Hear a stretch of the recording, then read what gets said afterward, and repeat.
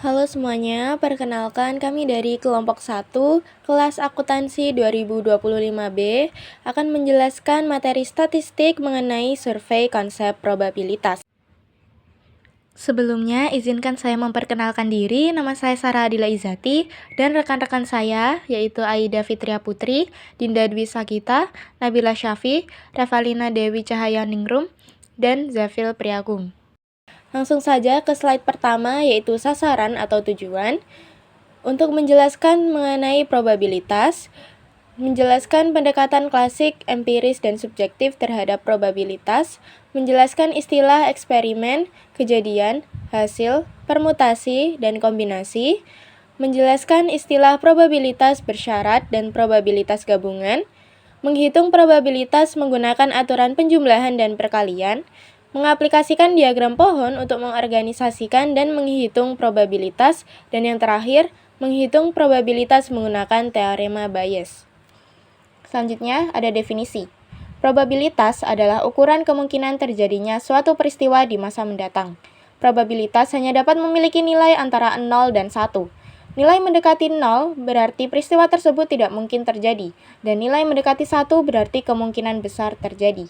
Ada 3 cara untuk menentukan probabilitas. Yang pertama klasik, yang kedua empiris, dan yang ketiga subjektif. Berikut contoh probabilitas. Pada slide ini kita bisa melihat garis probabilitas yang menunjukkan kemungkinan suatu peristiwa terjadi dengan rentang dari 0 sampai 1. Angka 0,00 berarti suatu peristiwa tidak mungkin terjadi, seperti contohnya, matahari kita akan hilang tahun ini. Sedangkan 1,00 berarti peristiwa pasti terjadi. Misalnya, hujan di Florida tahun ini. Di antara 0 dan 1 terdapat berbagai tingkat kemungkinan. Misalnya, peluang Slowpoke memenangkan Kentucky Derby yang sangat kecil. Peluang muncul kepala saat melempar koin yang tepat 0,5 dan peluang kenaikan pajak federal yang lebih tinggi dari 0,5. Melalui contoh ini, kita bisa memahami bahwa probabilitas adalah ukuran tingkat keyakinan terhadap suatu peristiwa, bukan sekedar hitungan pasti. Adapun definisi berlanjut, yaitu eksperimen adalah pengamatan terhadap suatu aktivitas atau tindakan melakukan pengukuran. Hasil adalah hasil khusus dari suatu eksperimen, dan kejadian adalah kumpulan satu atau lebih hasil dari suatu eksperimen. Selanjutnya, eksperimen, peristiwa, dan hasil. Di sini dijelaskan bagaimana eksperimen, kejadian, dan hasil dalam probabilitas. Contoh pertama adalah melempar sebuah dadu. Eksperimennya adalah lemparan, hasil yang mungkin adalah angka 1-6. Dari sini kita bisa mendefinisikan kejadian, misalnya mendapatkan bilangan genap, bilangan lebih dari 4, atau angka kurang dari atau sama dengan 3. Contoh kedua adalah menghitung jumlah anggota Dewan Direksi perusahaan Fortune 500 yang berusia lebih dari 60 tahun. Hasil yang mungkin bisa bervariasi, misalnya tidak ada yang berusia lebih dari 60, ada 1 orang, 2 orang, hingga jumlah tertentu. Dari sini juga dapat diturunkan kejadian seperti lebih dari 13 orang berusia lebih dari 60, atau kurang dari 20 orang berusia lebih dari 60. Melalui contoh ini, kita bisa melihat bahwa dalam probabilitas, eksperimen menghasilkan sekumpulan hasil, dan dari hasil itu kita dapat mendefinisikan berbagai kejadian yang bisa kita analisis lebih lanjut. Menetapkan probabilitas. 3 pendekatan untuk menetapkan probabilitas, yang pertama klasik, yang kedua empiris, dan yang ketiga subjektif. Selanjutnya, saya akan menjelaskan tentang probabilitas klasik. Probabilitas klasik dapat dihitung dengan menggunakan rumus kemungkinan suatu peristiwa sama dengan jumlah hasil yang menguntungkan dibagi jumlah total kemungkinan hasil. Nah, pada slide ini ada sebuah contoh, yaitu bayangkan sebuah percobaan melempar dadu berisi 6. Berapa peluang kejadian jumlah titik genap muncul menghadap ke atas? Kemungkinan hasilnya adalah 1 tempat, 2 tempat, 3 tempat, 4 tempat, 5 tempat, dan 6 tempat. Kita tahu sisi dadu terdiri dari 1 sampai 6, maka terdapat 3 hasil menguntungkan, yaitu 2, 4, dan 6 dalam kumpulan 6 kemungkinan hasil yang sama besarnya.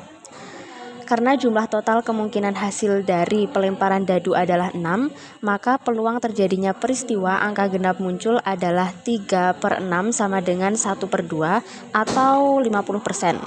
Artinya, setiap kali kita melempar dadu, peluang munculnya angka genap adalah setengah dari semua kemungkinan.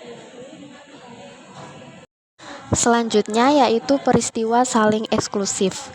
Peristiwa bersifat saling eksklusif jika terjadinya salah satu peristiwa, berarti tidak ada peristiwa lain yang dapat terjadi pada saat yang bersamaan. Misalnya, ketika kita melempar sebuah dadu, hasil yang keluar hanya bisa satu angka saja, misalnya angka 3. Maka pada saat itu tidak mungkin angka lain seperti 2 atau 5 muncul bersamaan. Jadi peristiwa keluarnya angka 3 dan keluarnya angka 5 adalah dua peristiwa yang saling eksklusif. Kemudian, peristiwa bersifat independen jika terjadinya satu peristiwa tidak mempengaruhi terjadinya peristiwa yang lain. Contohnya, jika kita melempar sebuah koin dan sebuah dadu secara bersamaan, hasil dari koin, apakah muncul angka atau gambar, tidak mempengaruhi hasil dari dadu yang dilempar. Kesimpulannya yaitu peristiwa saling eksklusif artinya tidak bisa terjadi bersamaan. Sedangkan peristiwa independen artinya satu kejadian tidak ada hubungannya dengan yang lain. Selanjutnya yaitu peristiwa yang lengkap secara kolektif. Peristiwa bersifat kolektif lengkap jika setidaknya satu peristiwa harus terjadi saat eksperimen dilakukan. Artinya, semua kemungkinan hasil sudah tercakup dalam peristiwa-peristiwa yang ada. Probabilitas empiris. Kemungkinan terjadinya suatu kejadian adalah pecahan waktu kejadian serupa terjadi di masa lalu. Pendekatan empiris terhadap probabilitas didasarkan pada apa yang disebut hukum bilangan besar. Kunci untuk menetapkan probabilitas secara empiris adalah bahwa lebih banyak observasi akan memberikan estimasi probabilitas yang lebih akurat.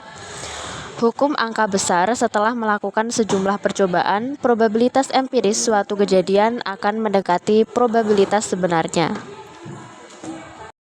Selanjutnya, hukum bilangan besar.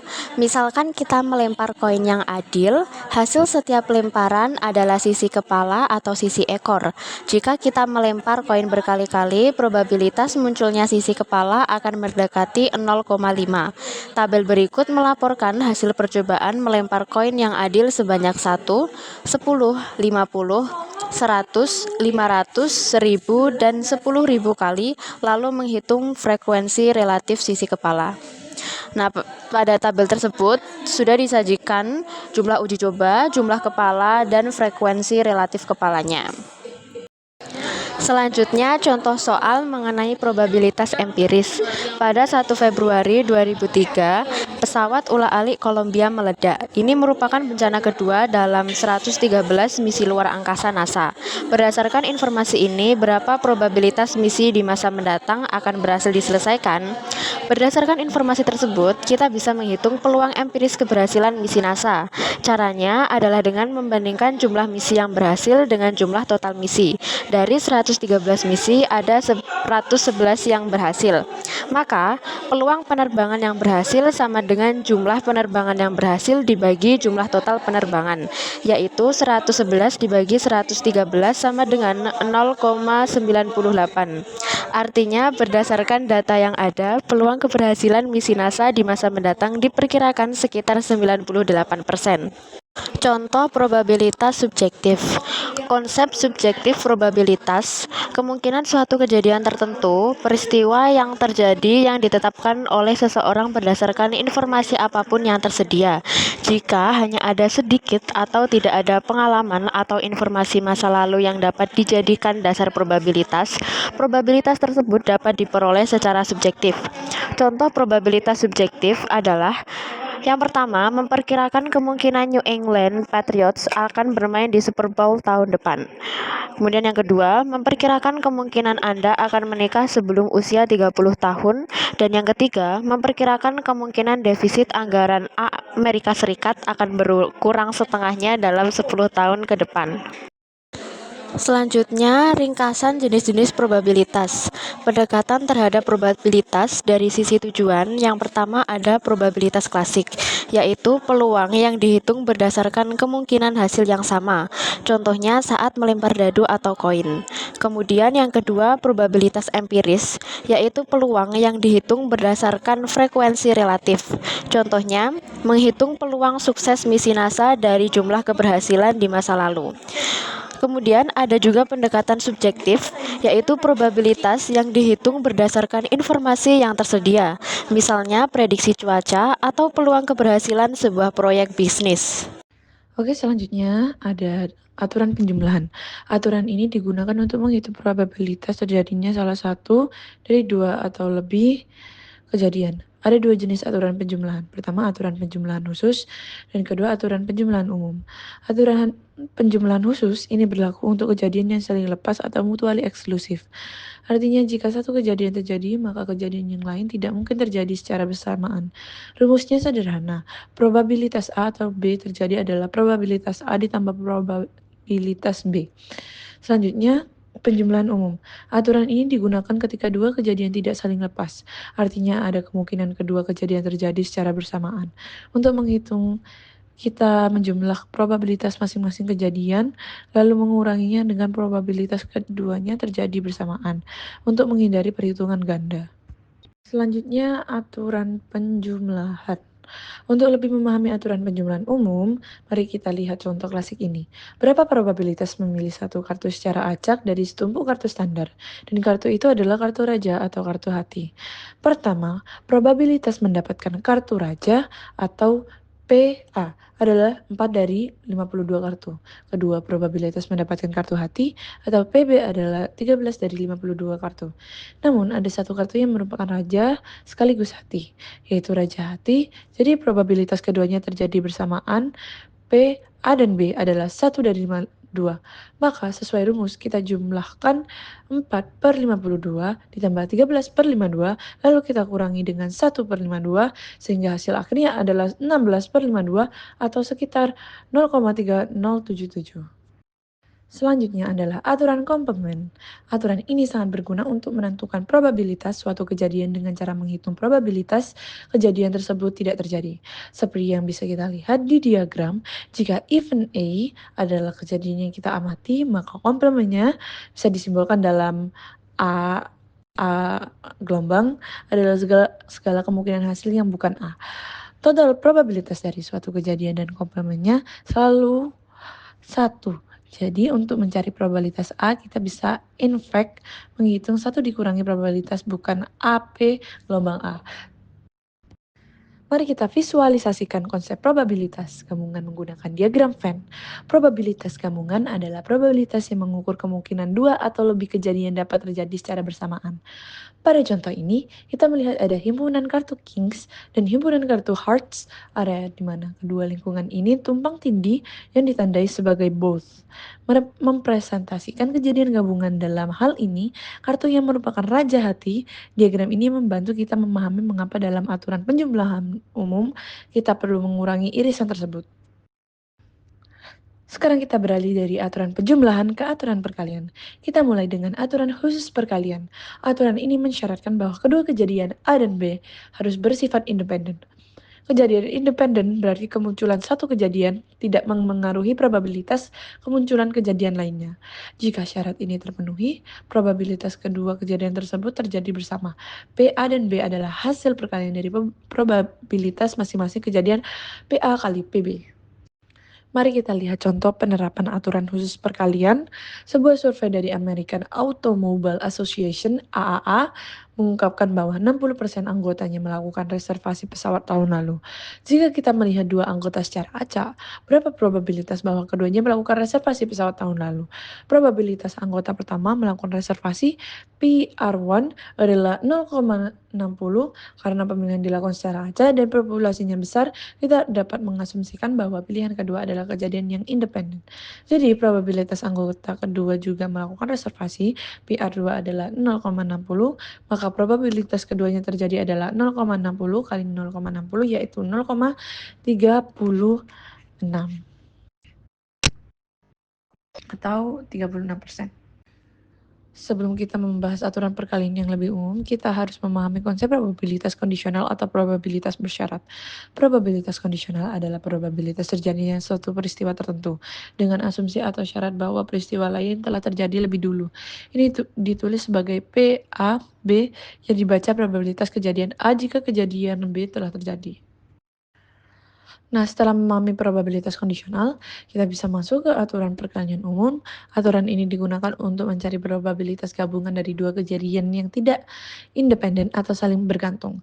Aturannya menyatakan bahwa probabilitas kejadian A dan B terjadi bersamaan adalah hasil perkalian antara probabilitas kejadian A dengan probabilitas bersyarat B, di mana syaratnya adalah A sudah terjadi, rumusnya adalah P A dan B, PA kali P seret A.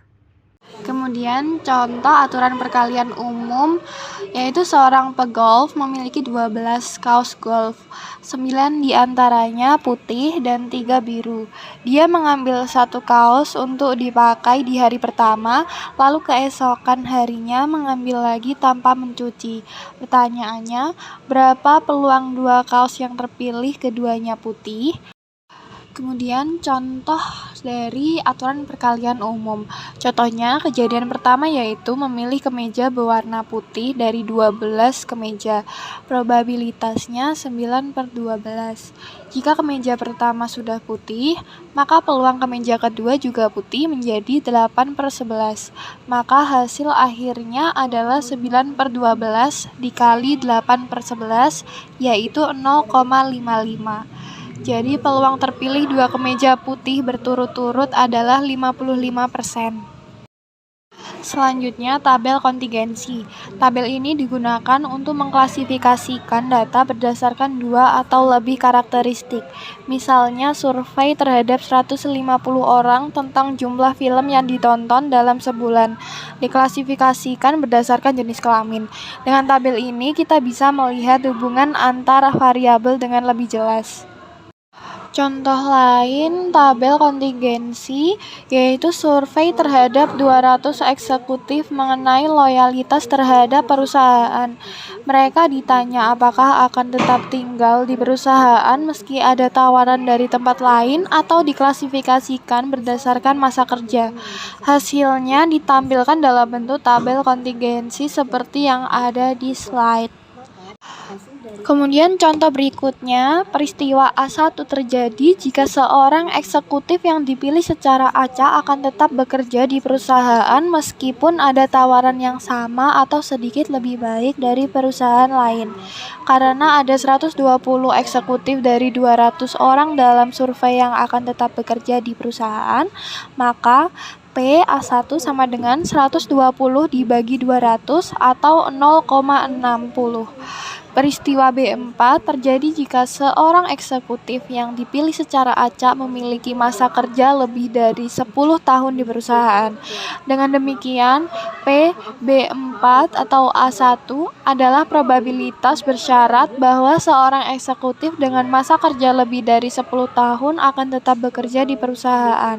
Dari 120 eksekutif yang akan tetap bekerja, 75 orang memiliki masa kerja lebih dari 10 tahun, sehingga PB4 atau A1 sama dengan 75/120.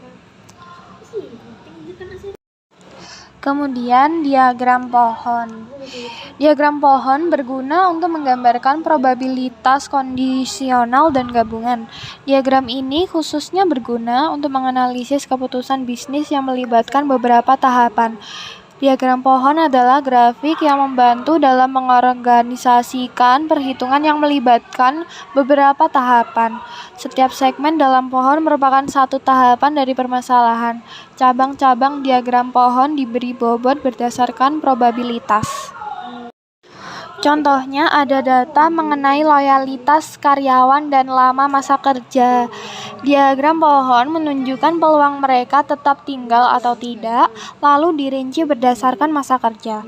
Hasil akhirnya, jika kita jumlahkan semua probabilitas pada cabang, totalnya harus 1. Dengan diagram pohon, kita bisa lebih mudah menghitung probabilitas gabungan maupun bersyarat. Yang selanjutnya yaitu teorema Bayes. Deriva bias adalah metode untuk merevisi probabilitas dengan informasi tambahan. Itu dihitung menggunakan rumus berikut ini. Yang selanjutnya yaitu contoh teorema bias. Sebuah produsen pemutar DVD membeli microchip tertentu yang disebut LS24 dari 3 pemasok, Hall Electronics, Schuler Cells, dan Crawford Component. 30% dari chip LS24 dibeli dari Hall Electronics, 20% dari Schuler Cells, dan 50%-nya sisanya dari Crawford Component.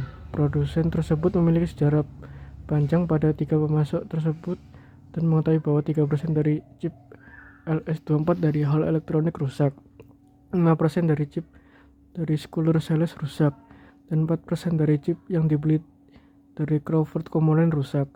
Ketika chip LS24 tiba di produsen, chip tersebut langsung ditempatkan di dalam wadah dan tidak diperiksa atau diidentifikasi oleh pemasok. Seorang pekerja memilih sebuah chip untuk dipasang di pemutar DVD dan menemukannya rusak. Berapa probabilitas bahwa chip tersebut terproduksi oleh Schuler Cells? Yang selanjutnya yaitu ada 3 peristiwa yang saling eksklusif dan kolektif lengkap, yaitu 3 pemasok.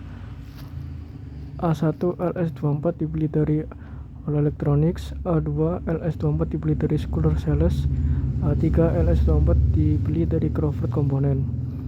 Probabilitas sebelumnya adalah P A1 30, probabilitas LS24 diproduksi oleh Hall Electronics, PA2 20, probabilitas LS24 diproduksi oleh Schuler Cells, PA50, probabilitas LS24 diproduksi oleh Crawford Component.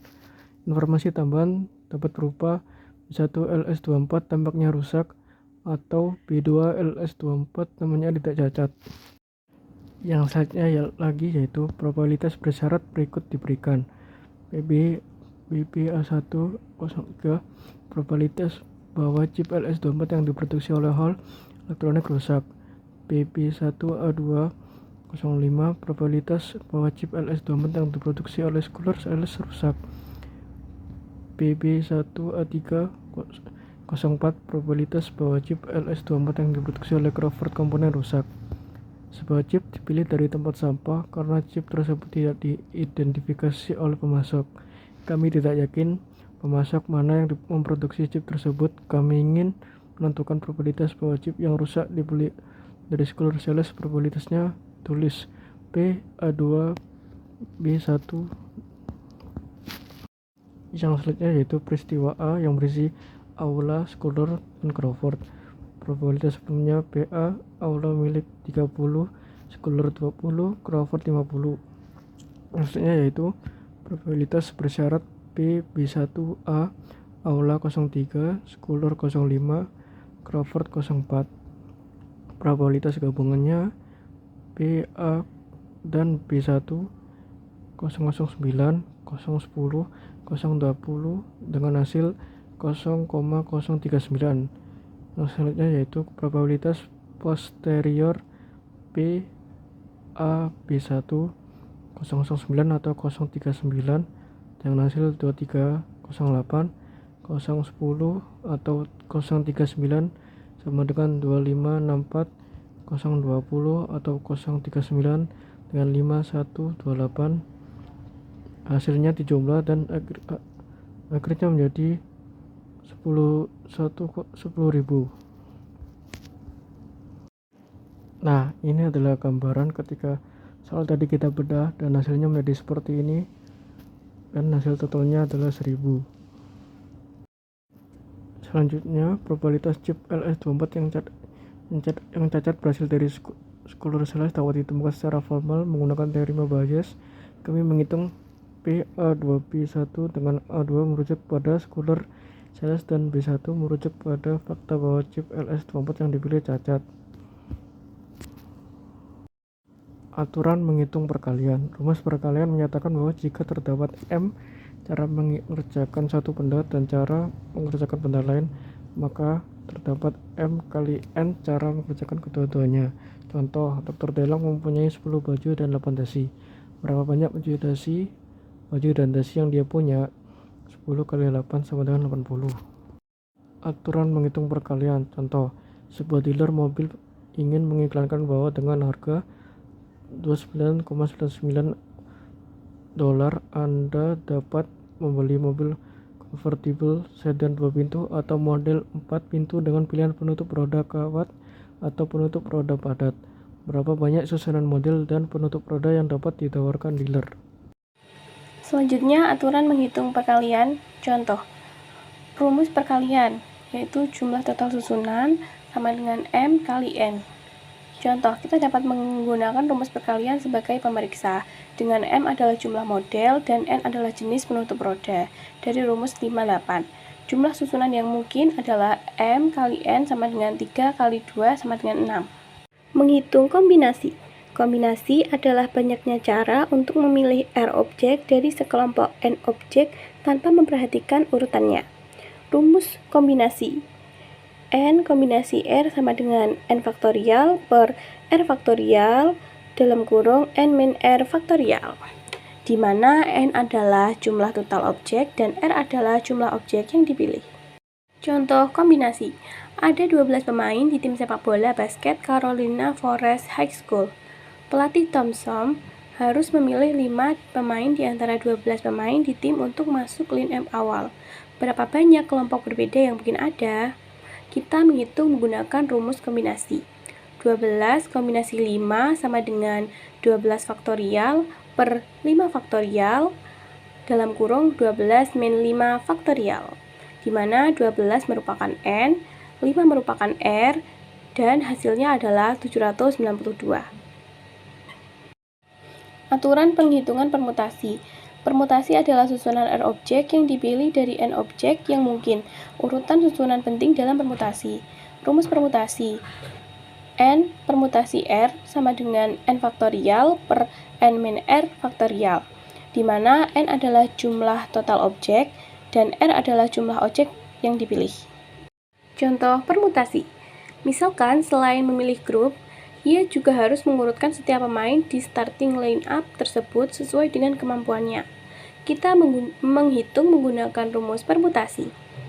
12 permutasi 5 sama dengan 12 faktorial per 12 min 5 faktorial, sama dengan 95,040. Demikian presentasi yang dapat kelompok kami sampaikan. Kurang lebihnya kami mohon maaf. Selamat siang. Wassalamualaikum warahmatullahi wabarakatuh.